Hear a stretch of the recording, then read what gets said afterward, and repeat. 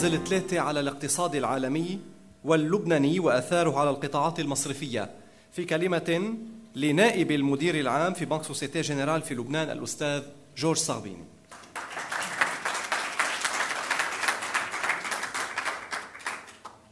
Je vais essayer de faire la présentation en français, comme nous sommes à l'ESA, et que je suis dans une banque française, donc voilà. Par contre, la présentation est en anglais, et je vais parler en français. Bon, nous allons principalement aborder des implications de Bâle III sur l'économie mondiale et le système bancaire international et libanais à la fin de la présentation. Donc Bâle III est venu est la conséquence, si vous voulez, d'une crise internationale qui est de septembre 2008, qui a ébranlé le système financier international et, dans une certaine mesure, certains États, avec une forte implication entre la dette publique et le système financier. Donc, les motivations de Bâle II sont venues remédier à une crise financière internationale qui a, comme je vous l'ai dit, ébranlé le système bancaire. Or, le système bancaire a connu, par les années passées, différentes crises qui ont toutes la même physionomie. Donc, un excès de liquidité qui va chercher des yields, donc des rendements élevés, donc plus de risques.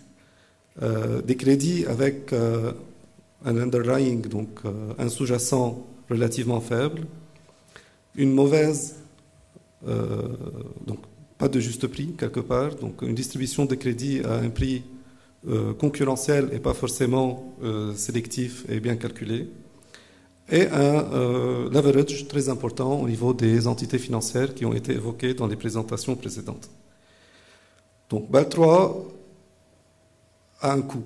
Et Bâle III a un coût énorme, comme on va le voir par la suite, sur l'économie mondiale et sur les banques. Mais la philosophie du comité de Bâle est la même philosophie qu'en économie. Si on a une rigueur budgétaire et un contrôle d'inflation, ça a un coût sur l'économie. Mais à plus long terme, les conséquences sont beaucoup plus vertueuses. Donc, en quelque sorte, l'économie allemande.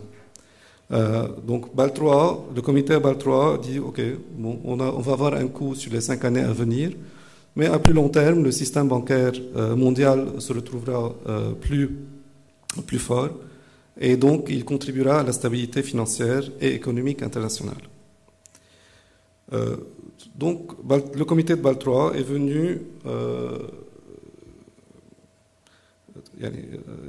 venu parler forcément de 5 sujets principaux. Le premier, c'est une meilleure couverture du risque.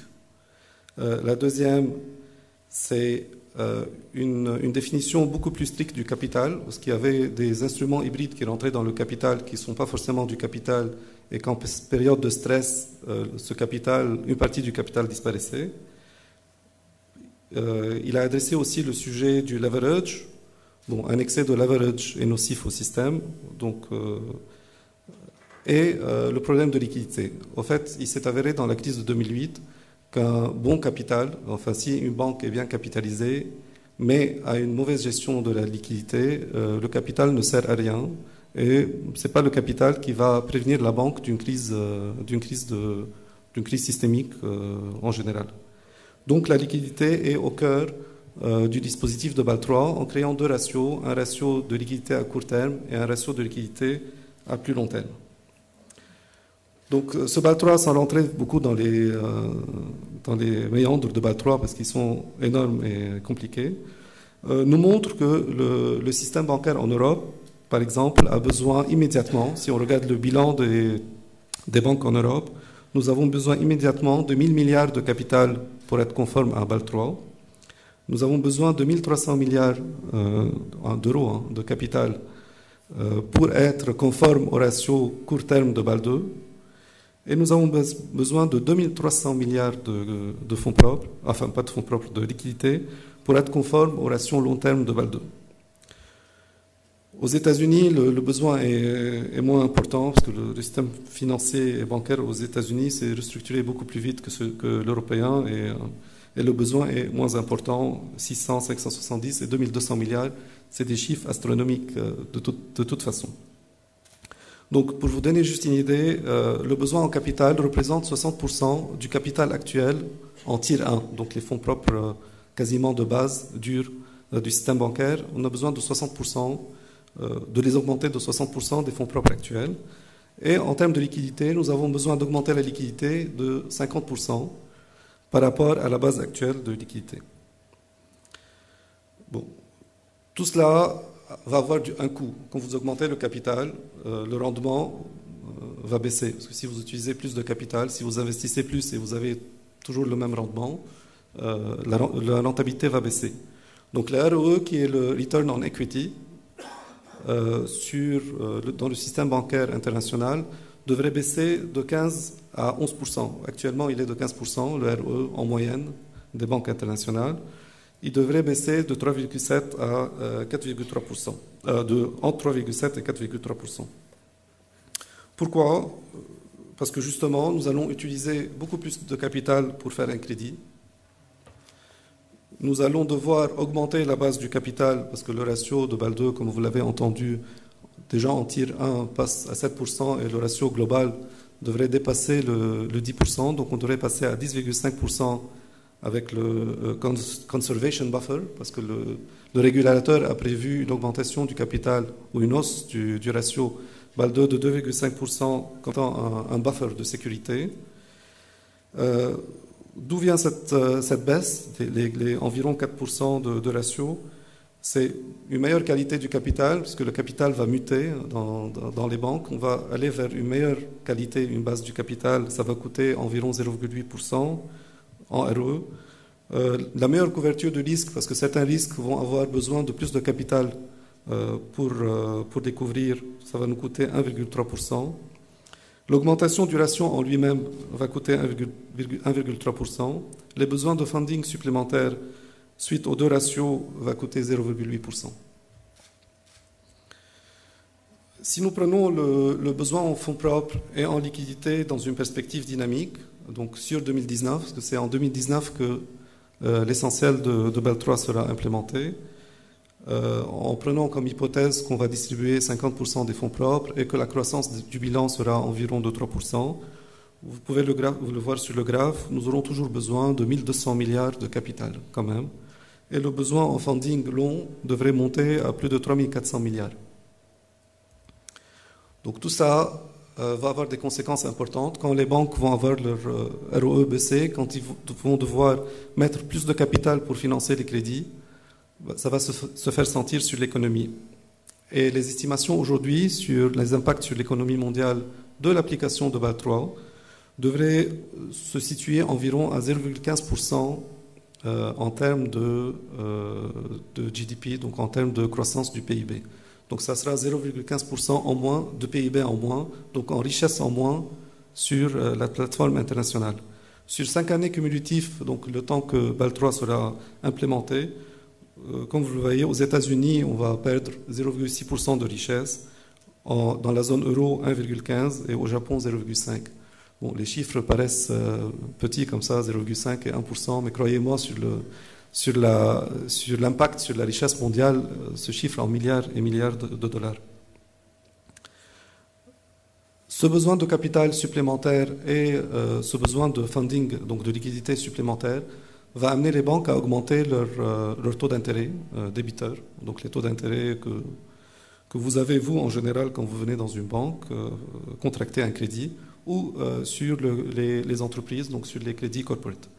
L'estimation moyenne de l'impact de Bâle III sur les taux d'intérêt est de 50 points de base en moyenne sur les taux moyens à l'international. Bon. Comment contrecarrer d'une manière au niveau de l'économie mondiale les effets de la baisse du PIB et de la hausse des taux?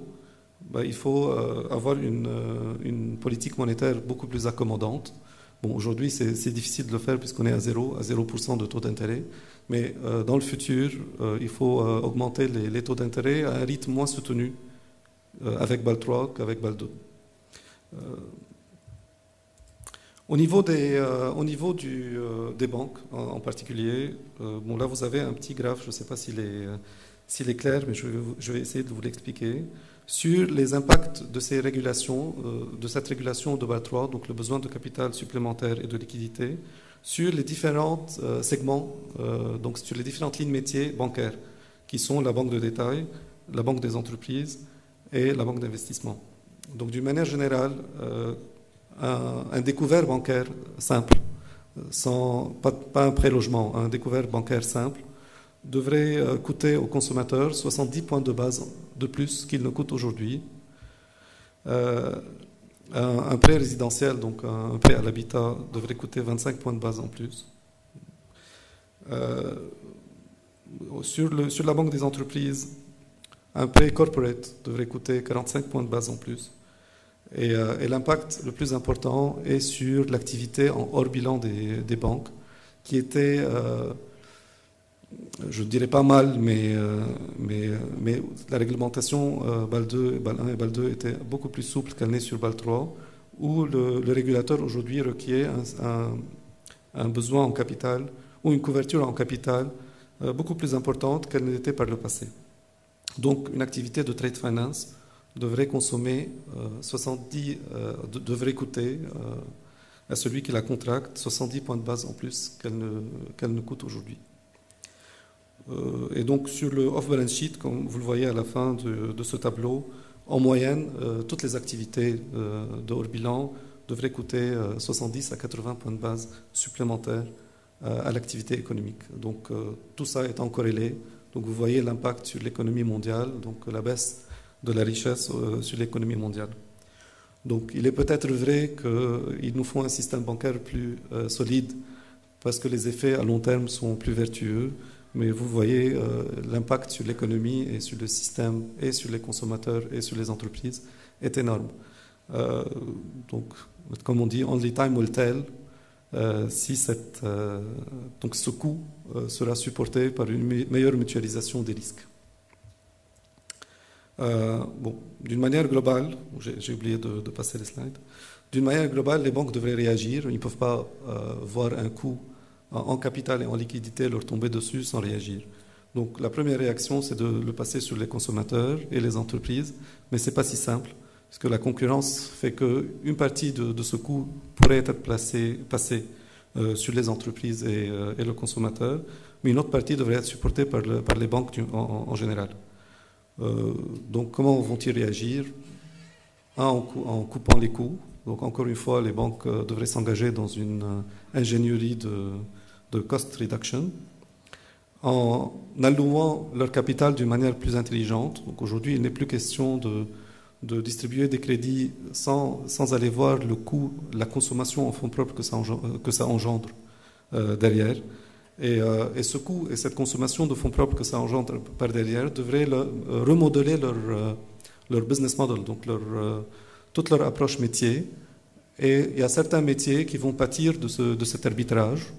Vous aurez des wholesale banks donc, qui sont sur les différents métiers d'investment corporate et de retail, qui vont peut-être se spécialiser dans le futur, dans du retail uniquement ou dans du corporate uniquement. Tout dépend de leur business model et du business model qu'ils vont adopter pour avoir une allocation optimale de fonds propres et une liquidité optimale.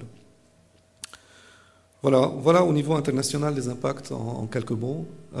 Au niveau du Liban, enfin au niveau du système bancaire au Liban, je pense que mes prédécesseurs ont déjà évoqué le sujet.